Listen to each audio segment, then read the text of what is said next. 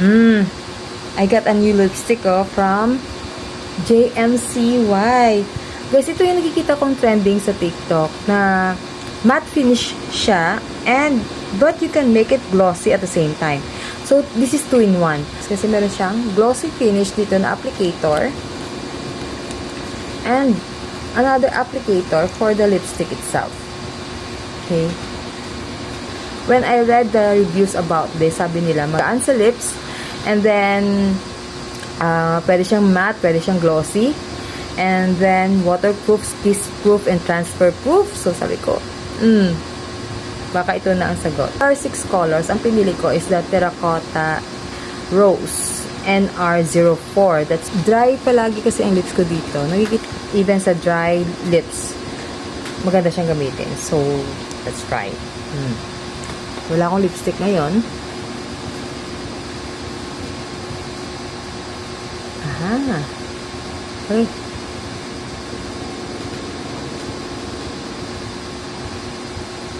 Ang ganda ng applicator. Ang soft niya.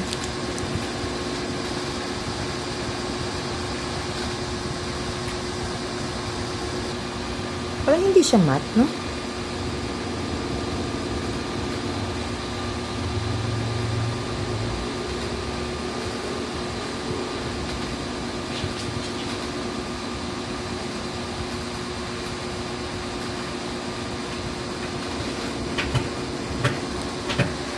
Uy, ang ganda.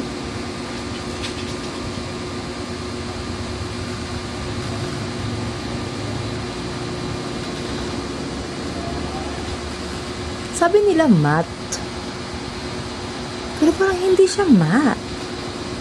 Antay lang daw tayo ng 60 seconds tapos pwede ka na mag-apply nitong glossy. Kung gusto mo ng glossy. Okay. Wala, ang dali niyang i-apply. Kasi yung mga previous lipstick ko na ganito din. Medyo mahirap i-apply pagdating dito sa gilid eh. Yan. Dito on this one, hindi ako nahirapan.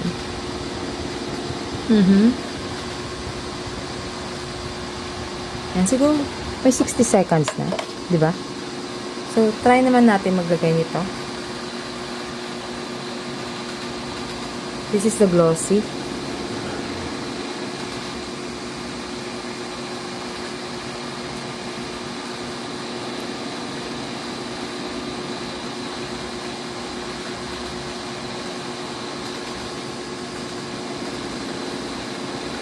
Wala.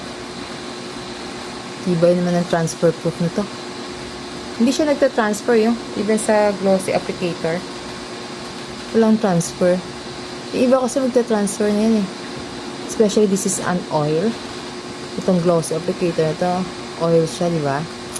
Yan kasi ang pantanggal sa mga matte finish na lipstick, ang oil. So, dapat may transfer yan dito.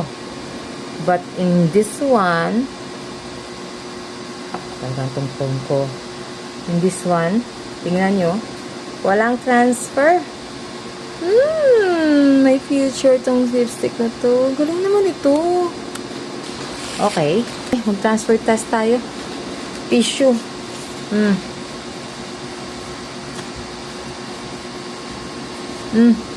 Wala.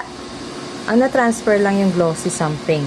Yung glossy lang. Pero yung lipstick mismo hindi. At ang ganda, kapag nagaganyan ka, yung glossy, andyan pa rin. Hindi siya totally natatanggal. Kaya parang mas bet kung ganyan lang siya. Na matte finish siya, tapos nilagyan siya ng glossy, tapos diyan mo siya ng tissue. Kasi may natitira pa siyang glossy na mas natural ang look. Hindi siya dry. Guys, ang ganda kasi, pag nilagyan mo siya ng glossy thing na yan, napoprotektahan yung lipstick sa loob. Alam mo yung pag nag-dry na minsan ang matte finish na mga lipstick is papatchik-patchik, yan, ganyan. But with this one, hindi. So, let's see, no? Ilang oras. Baka matulog pa nga ako. It's 2:05. Let's see mamaya mga around 4. Kakain na muna ako, mag-lunch pa ako. So, see you later. Stir fry vegetable.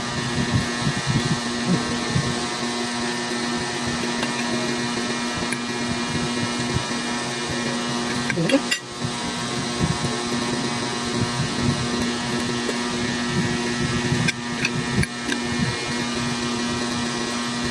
Diyan tatanggap. Mixing mamaya.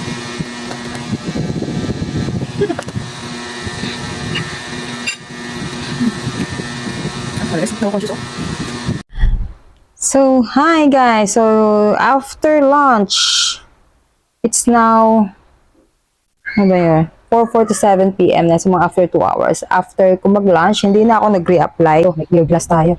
Dito ka naman dito. Oh. Look at that. Walang transfer. Ang transfer, that's on my lips.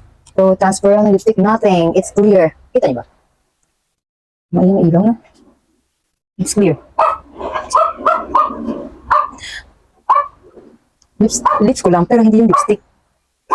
Dito na, andito pang matirang lipstick. So, ito na yan. Wala guys, so lips ko lang siya to, hindi lipstick. Ang galing ito.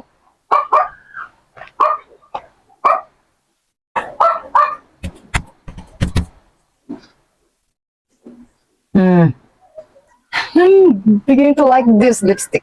Ito na. Kaso kailangan ko ng ibang kulay. Kasi ito, brown palagi. Madali ako magsawa sa kulay eh. Kaya, mga dalawa pang kulay. Enough na yun. So, yun lang. Sa yellow basket lang guys ha. Ilalagay ko. Bye! Thank you for watching. Mahaba ito. Sorry naman.